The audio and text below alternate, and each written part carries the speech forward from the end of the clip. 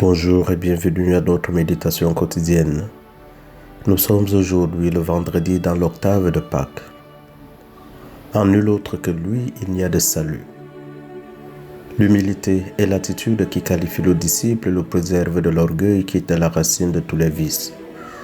L'adversaire, le diable, déjà présent dans le jardin terrestre, continue par l'orgueil à tromper tout homme et à le tenter. L'apôtre nous exhorte à lui résister et ajoute que dans la foi, nous pouvons le vaincre. L'apôtre Pierre, en terminant sa lettre, s'ouvre à l'avenir qui sera accordé aux disciples.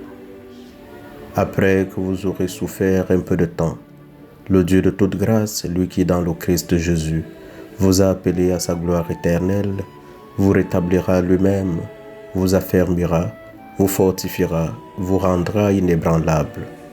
Oui, affermis sur le roc qu'est le Christ, les disciples peuvent dès à présent expérimenter le futur état des ressuscités. Marc, l'interprète de Pierre, nous aide avec son évangile à nous plonger dans la foi de l'apôtre que le Seigneur a placé à la tête de son Église. Jésus ressuscité prend l'initiative d'une nouvelle rencontre avec ses apôtres. Sur la grève du lac de Galilée, Pierre annonce qu'il va à la pêche. C'est là que Jésus les rejoint, au moment où leur effort est infructueux. Pierre et les disciples sont encore sous le choc de la passion de Jésus, et leur foi dans le ressuscité demeure encore bien timide. Cet endroit leur est familier. C'est leur lieu de travail. Les apôtres ne sont pas habitués à la personne de Jésus ressuscité. C'est dans une humilité très étonnante et dans sa nouvelle condition d'existence que Jésus va les rencontrer. Ils ont de la peine à le reconnaître dans sa simplicité. Jésus a préparé le petit déjeuner pour ces hommes qui ont peiné toute la nuit sans rien prendre.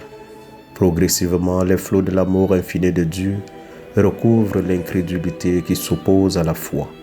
L'amour infini de Dieu va se révéler encore. Le disciple que Jésus aimait a été le premier à voir Jésus ressuscité et à le dire.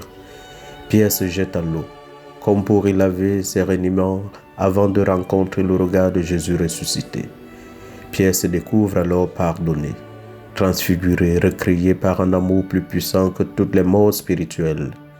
C'est ainsi que Jésus amène son peuple sur le rivage de la résurrection.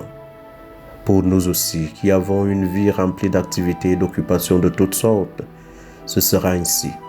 Avec Jésus, c'est la victoire de l'amour qui prend corps en chacun de nous. Victoire sur la mort et sur la haine, sur tout ce qui s'oppose à l'amour. Souvent, nous avons l'impression de revenir les mains vides dans notre vie à la recherche de celui qui peut nous rendre heureux.